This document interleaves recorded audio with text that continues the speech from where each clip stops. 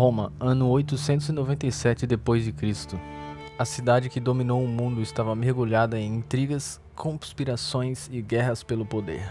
Mas ninguém poderia imaginar que, naquele inverno, um tribunal seria convocado para julgar um homem que já estava morto há meses. Esse homem era Papa Formoso, e seu corpo seria retirado da tumba. Depois da queda do Império Romano do Ocidente, Roma deixou de ser o centro de um grande império. Séculos depois, no século IX, a cidade estava praticamente controlada por famílias nobres poderosas que lutavam entre si. Essas famílias queriam dominar o papado, porque controlar o Papa significava controlar legitimidade religiosa, influência política, aliança com reis e imperadores. Ou seja, o Papa não era apenas líder religioso, era uma peça central no poder na Europa. Na época de Papa Formoso, existia uma grande disputa. Quem deveria ser o imperador do Sacro Império Romano? Entre os principais rivais estavam Arnulfo de Caríntia, Lamberto de Spoleto. O Papa tinha o poder de coroar o imperador. Então apoiar um candidato significava criar inimigos poderosos. Formoso escolheu apoiar Arnulfo. Isso enfureceu a poderosa família de Spoleto, que dominava parte da Itália. Eu ia falar Europa, né? Da Itália. Quando o Papa Estevão VI assumiu o papado, ele era aliado da facção de Spoleto. Para eles, Formoso era visto como um traidor, um papa ilegítimo, um inimigo político.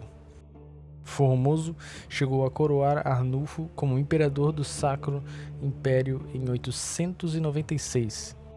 Esse período da história da Igreja é frequentemente descrito pelos historiadores como uma época de papas manipulados por nobres e intrigas políticas. Décadas depois surgia até um termo famoso, Saeculum Obscurum, que significa literalmente a Idade Sombria do Papado. Foi um período em que papas eram colocados no poder por famílias nobres, pontífices eram depostos rapidamente, conspirações e assassinatos eram comuns. No final do século IX, Roma já não era o coração de um império, mas continuava sendo o centro do poder espiritual da Europa. E por esse poder, reis, nobres e famílias inteiras estavam dispostas a matar. A morte do Papa Formoso. Formoso havia sido Papa entre 891 a 896. Seu pontificado ocorreu em um período caótico, conhecido pelos historiadores como uma das fases mais turbulentas da Igreja. Quando Formoso morreu em 896, ele foi enterrado normalmente na Basílica de São Pedro, mas seus inimigos ainda não estavam satisfeitos. Pouco tempo depois assumiu o trono Papa Estevão VI, e ele tinha um objetivo claro: destruir completamente a memória de Formoso. Mas havia um problema: Formoso já estava morto. Estevão tomou uma decisão que entraria para a história como um dos episódios mais macabros da Idade Média. Ele ordenou: tragam o cadáver. O corpo então é desenterrado. Meses após o enterro, a tumba foi aberta. Dentro dela estava o corpo de Formoso, já em estado de decomposição. Mesmo assim, o cadáver foi retirado, visitado novamente com as vestes papais e levado para dentro da basílica, ali diante de bispos e clérigos. O corpo foi colocado em um trono. O julgamento estava prestes a começar.